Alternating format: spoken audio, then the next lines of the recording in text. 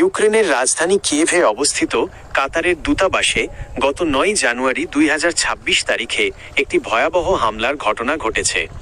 রাশিয়ার চালানো এক ব্যাপক বিমান হামলার সময় একটি ড্রোন সরাসরি কাতার দূতাবাসের ভবনে আঘাত হানে।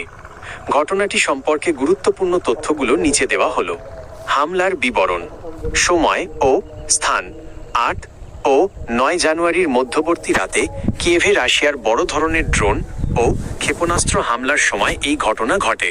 ক্ষয়ক্ষতি, ড্রোন হামলার ফলে কাতার দূতাবাসের ভবনটির জানালা ভেঙে গেছে, ছাদের অংশ ধসে পড়েছে এবং ভেতরে আসবাবপত্রের ব্যাপক ক্ষতি হয়েছে। হতাহত, কাতার পররাষ্ট্র মন্ত্রণালয়ের তথ্য অনুযায়ী ভাগ্যক্রমে এই হামলায় কোনো কূটনীতিক বা দূতাবাসের কর্মী আহত বা নিহত হননি। তবে কিয়েভ শহর জুড়ে রাশিয়ার এই হামলায় অন্তত ৪ জন সাধারণ নাগরিক প্রাণ হারিয়েছেন।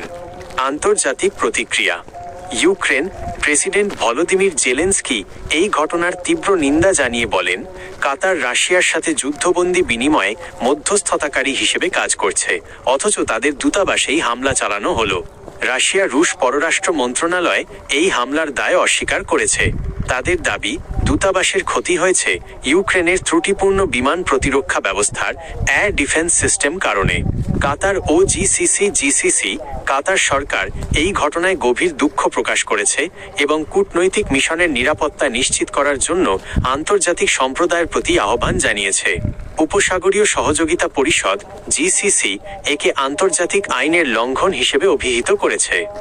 বিশেষ দ্রষ্টব্য, এই হামলাটি মূলত ইউক্রেন রাশিয়া যুদ্ধের অংশ হিসেবে কিয়েভে চালানো ব্যাপক ক্ষেপণাস্ত্র ও ড্রোন বৃষ্টির সময় ঘটেছে, যেখানে হাইপারসনিক ওরিসনিক ক্ষেপণাস্ত্র ব্যবহার করা হয়েছিল।